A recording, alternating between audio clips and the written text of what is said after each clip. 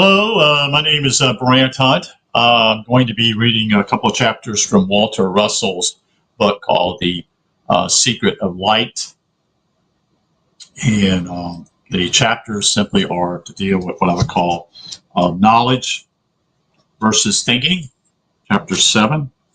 And in chapter 8, 7 is a very short chapter, so we'll just go briefly that. And thinking versus sensing, and that'll be chapter 8 of this particular book called The Secret of Light. And then there's some notes here also in this particular book. So we'll be reading from this particular book here, The Secret of Light by Walter Russell.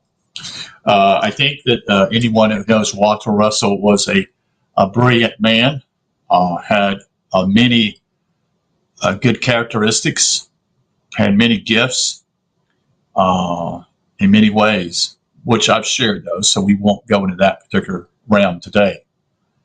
So thank you for being here. And let me change something real quick. So this is chapter 7 of this particular book. Knowledge versus thinking. Man's knowledge is his power. I'll say that again. Man's knowledge is his power. In knowledge, I'll just explain this to me. Knowledge, not to me, but you, that is to understand this. Knowledge is simply is the groundwork. It's a solid foundation, you see, in order to build a pyramid, you see, or to build the idea of wisdom. You don't get wisdom simply because, you want it. You have to experiment in the area of reading various apparatus such as philosophy, the main one, to deal with what I would call knowledge. Why are you here? What is your purpose here? Where do you come from? Who are you? Those are good questions, you see. And it creates a foundation in order for you to eventually build the idea of wisdom, like I said earlier. And, you can even illustrate that with a building or a house. If you do not have a solid foundation under you, your house will not last. It will crumble, so to speak. So let's get into the reading. Thank you all for being here. Man's knowledge is his power. His thinking is the expression of that power. The expression of power is not power. Therefore, thinking is not power, you see. As man gradually becomes aware of his omniscience, you see, his thinking intensifies in voltage in proportion in the increase in awareness of his omnipotence.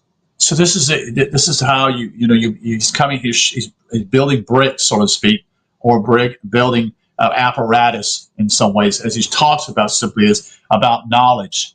You see, thinking is an electric wave extension from the centering fulcrum of knowledge, which seemingly divides knowledge into ideas and sets those ideas in motion to create forms of ideas as product of knowledge.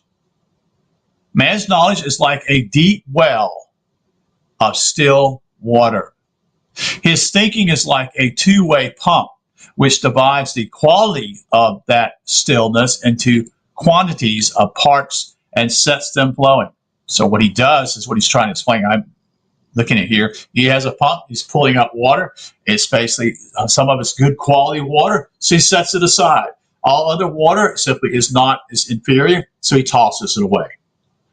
Okay, so he does not allow the two to mix, so to speak, because he knows that simply one is actually a quality, a cup of water that's fresh and is actually not going to do any damage to him, while if he drinks the other water, this quantity basically is inferior and it could cause repercussions for his own health, so to speak. That is what the objective universe is. Quantities of many seemingly separate forms of idea, all of which are but parts of the one whole idea.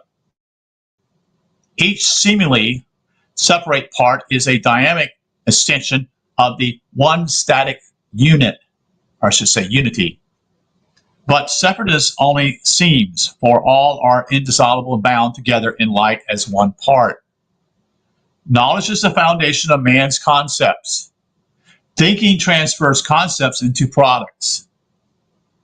So you see, this is you can't think at first, folks. You have to have a knowledge and groundwork, again, a foundation in order to be able to express ideas. Then you can actually begin to think on your own side yourself. And that's why we have books. You know, that's why we have people, authors, who write books and their knowledge and what they know about certain things, so that it will help you to begin to separate, understand, and most books are not going to be all true. Some will be partially such and such. And that's how, as you get older, you dissipate what is good and what is bad. You see, whatever you're looking for in life, so to speak. And so what he's saying is simply thinking transfers concepts into product. So then that becomes something more important. Man's product depends upon the degree of awareness. So in other words, his awareness to basically the knowledge is being able to simply, is it good knowledge or is it bad knowledge? Is it important knowledge? Is it something that actually is answering my question? Simply, where did that come from? You see, or who am I? What happens to me when I die? Am I someone is here as vapor, or am I what we call long stamina, so to speak, as the body, meaning simply that you will come here and reincarnate here over. This is why I explain simply, it doesn't make any sense that you come here and you have one time here and you're expected to know everything, because you don't know everything. There's no way you could do that if you came here one time. And that's what the church teaches. The church teaches that all people come here one time. They incarnate one time. And they're going to make a decision in that time period to do whatever, and make a decision to go along with scriptures or not go along with such and such, da-da-da-da.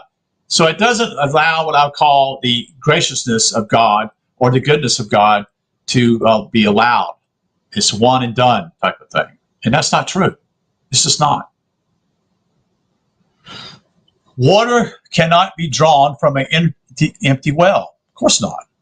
Nor can clear water be drawn from a muddy well. Likewise, good product cannot come from intensive thinking unless knowledge backs that thinking. No idea of mind can ever become matter. Idea of product can never become product. Moreover, no expression of anything in nature is the idea which it expresses. The product of idea is not the idea it simulates. Idea is cosmic and cannot be produced in matter. Idea must be conceived in the mind before it can be simulated as product. Conceptions belong solely to the magnetic God-light and never become matter. A lever, for example, moving upon its fulcrum, expresses the idea of power by motion. But the idea of power is in the still fulcrum source of power. It is not in the moving level. The level would be both powerless and motionless if it did not have the stillness of the fulcrum from which to extend the simulation of power. A watch expresses the idea of time, but the watch is not time. Likewise, it expresses the idea of mechanical principles, but the watch is not the idea which is expressed by those mechanical principles. The printed poem is not the idea expressed in the poem. See, the printed poem has no meaning to anyone whose intelligence is insufficient to reflect the idea from the composer's mind to his own. No idea of mind ever becomes matter. Likewise, neither the musical compositions on the printed page, nor the art of music which issues as sounds from musical instruments is the inspired idea of the musician. Inspiration can never be produced. It can be I'm sorry, it can but be reflected from one inspired mind to another recognizing one. So what he's saying here, kind of simply, is that someone who has actually been inspired, understands something very deep, is good, but it needs to reflect upon someone else in order to have an audience, so to speak, to pick up the ball and say, "Oh, that is important. I need to look into this. This is very serious. I never knew that." Or it could be simply a work of art. The artwork, drawing, paintings, or music. And the only way that it works is for those who see that as valuable and appreciate it, you see.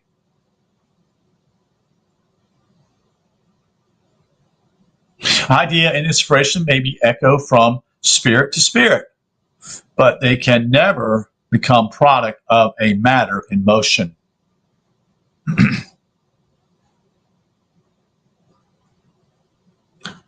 Here's some quotes from Walter Russell.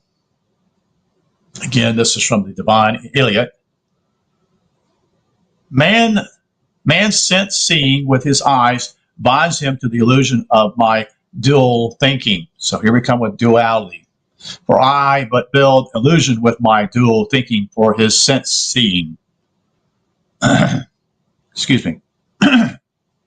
Quote, sense seeing binds man to forms and things, while mind knowing opens doors of glory to the opposed thread of light with which I weave all idea of mind into forms of many moving things. Next quote. Mind seeing disintegrates into the farthest reaches of my universe of me, and sees all forms as one.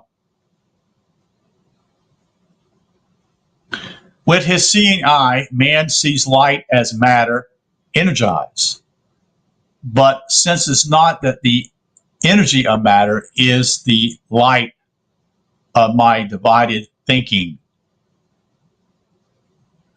When man's unseeing eyes of spirit, he knows the light of me, the source, and knows that he is bound in me as one, and I in him. Behold, in me, thy God of love, the one inseparable. End quote. This is from his work called The Divine Iliad by Walter Russell.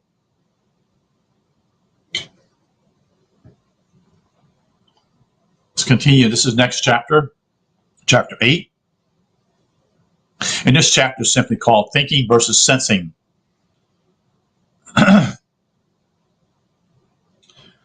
Man is still primate, with very few exceptions. He has not yet learned to think powerfully from knowledge. He is just beginning to think as an extension of knowledge. We sense electrically and mistake that electrical senses of observed effects for thinking. Sensing is not thinking. Sensation is but an electrical awareness of wave motion by other waves. We mistake the electrical records, that is, of the information which our brains have recorded as sensation for thinking and for knowledge. Information thus acquired by the senses is not knowledge. However, a man may have vast information and skill, but have very little knowledge. The greatest scientists of today, for example, are well informed.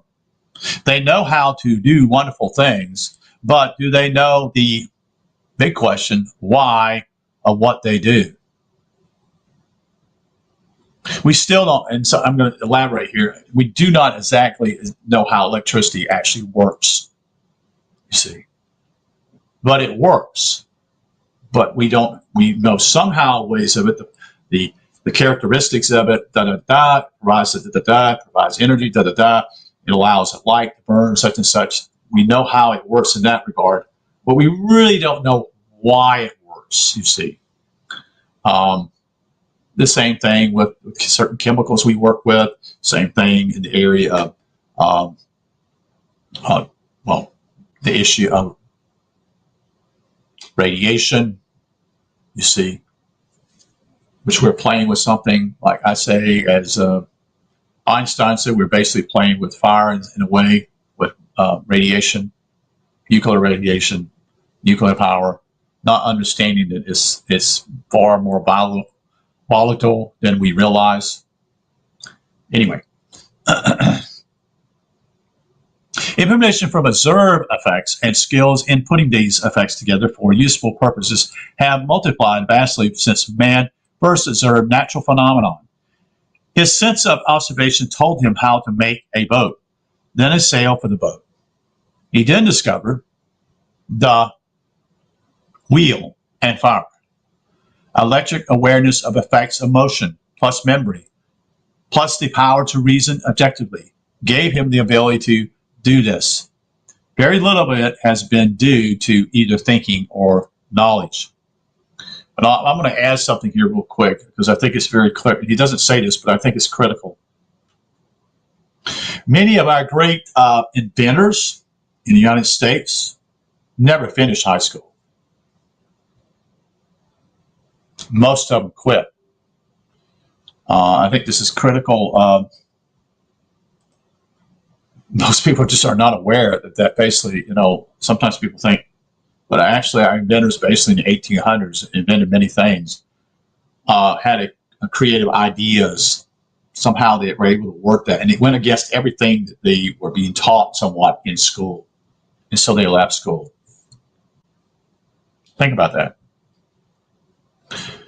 We thus confuse sensing for thinking and knowing when actually we have been but functioning through sense electrical awareness acquired from information.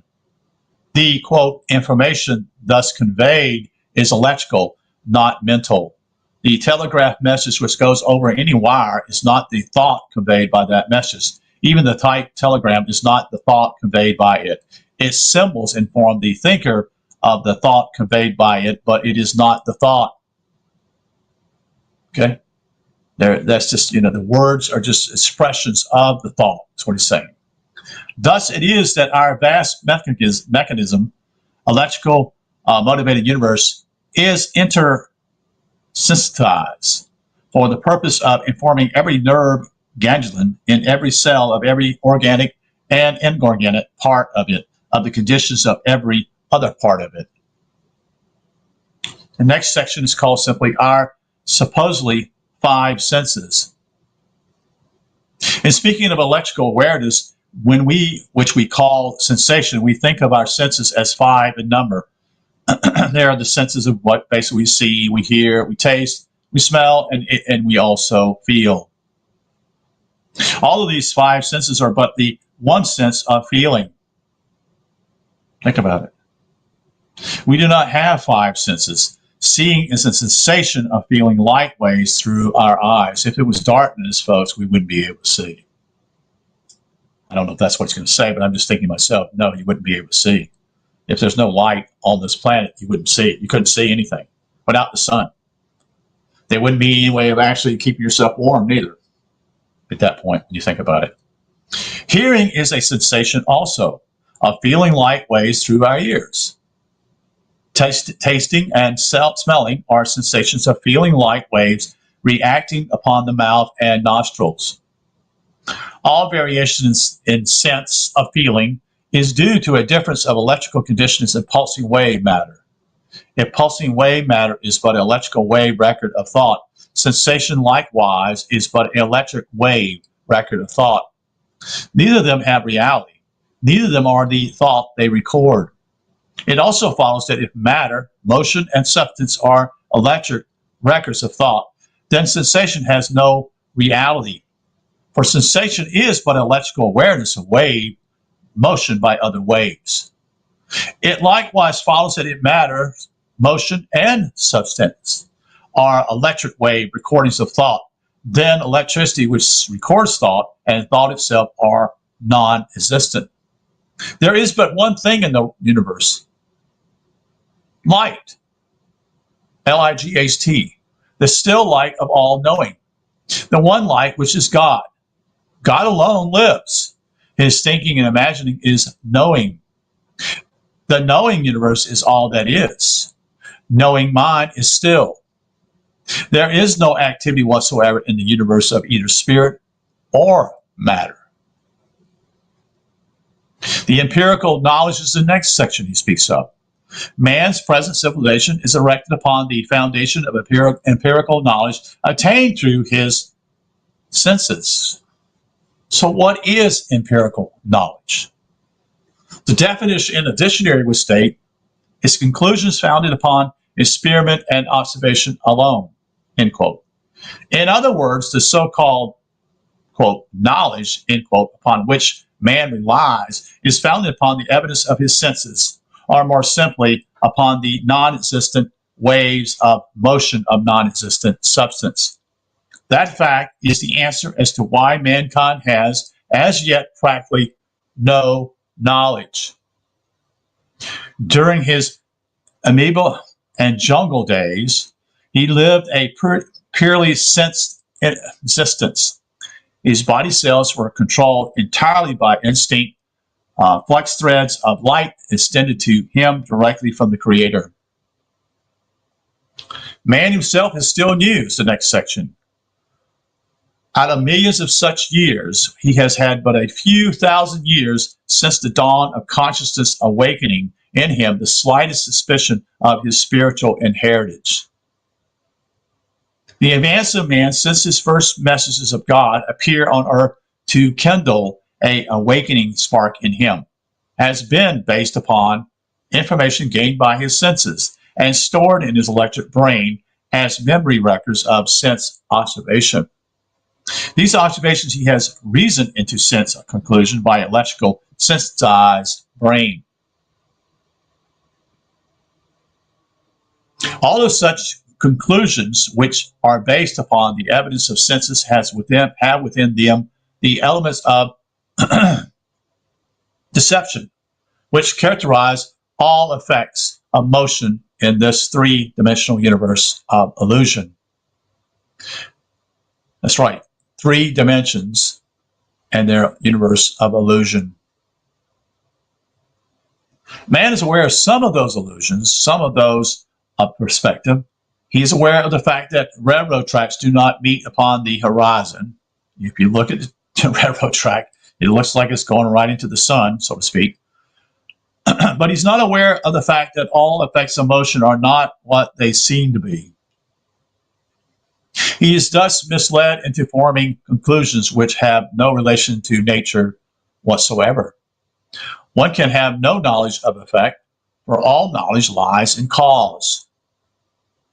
Our new fundamental laws and principles must be based upon knowledge of cause. We can't base it upon, I think, the latter, which is cause and effect. There's a cause that what causes something that has an effect upon us or upon nature. Laws based upon illusion. So we're looking at Isaac Newton here. Newton, for example, confessedly did not know what gravitation was, and yet wrote laws concerning it based upon his observation as to what gravitation did to an apple. Also, he concluded that the moon would fall upon the earth if it were not for its motion. He even proved this mathematically, not being aware of the fact that those same mathematical formulas would apply to every satellite, planet, and star in the heavens, as well as to every electron in every atom, none of which are falling into their primaries. Observers in natural phenomenon are still calculating the age of the universe and weight of the earth. The universe is ageless. It had no beginning. Likewise, the earth has no weight in respect to anything else in the universe. Every orb in the heavens is in perfect balance with every other orb. And then he goes to another section here called Messengers of the Light. What little knowledge man has acquired during these last few thousand years has been given to him by the very few geniuses, prophets, mystics, and other messengers of the light who have come to re-inspire mankind with their inspired knowledge. From these rare few, the beginning of our culture has sprung. Without them, there would be no understanding of beauty in the world. Without beauty, man would still be barbarian. Though beauty alone will be gradually become conscious aware of his oneness with the light. When man knows the light, he will know all things. Today that light is so dim in all mankind that no one has yet fathomed the secret of light, or of gravitation, or radiation, or electricity, or growth, or life, or reincarnation, or the wave. The day has now dawned when he will know these things. This is man's inheritance for this particular age. Now his quotes here. Behold in me the one light from which seemingly two lights appear as pairs of rhythmically interchanging opposites. These are my light messages, nurse. They are my workers which build my imagined forms and give them back to me, devoid of form. They are the pulsing heartbeat of my body, the makers of forever borning cycles of my imagining in forms of things. Continue to quote here. The two are equal halves of one. They never can become one.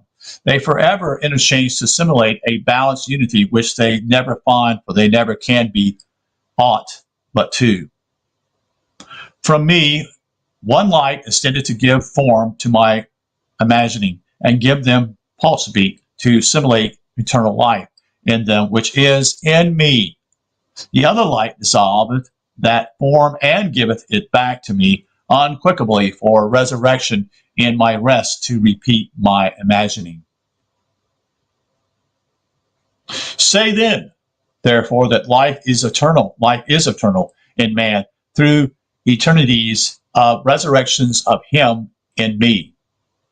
And say thou also that his resurrection is his own, or he is one, all caps, with me. Next quotation. Thus it is my imagined dual-like universe born, dissolved and reborn, concentrated and decentrated, and reconcentrated, integrated, disintegrated, and reintegrated forever and forever in my imagined universe of imaginal time and space. And behold, each of my pair of opposite expressions of me are reborn through me as the other one. Again, I say there is not but rebirth in me. There is no death. Next quote.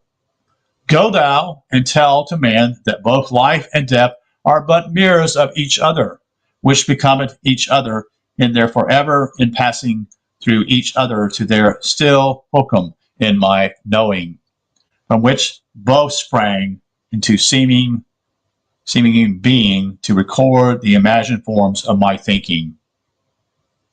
This is from the Divine Idiot. And that's the conclusion of the talk today, as I share from work from Walter Russell called simply The Secret of Light. I think I shared this yesterday, maybe I haven't, but John, the book of John, speaks of light many times in the book of John. And the light is in us. There's an inner light. Most of us are not aware of that. We're not aware that that's what gives us life on this planet. So thank you for listening. Again, this is chapters 7 and 8 from The Secret of Light by Walter Russell. May you have a good day, and thank you for listening, and take care.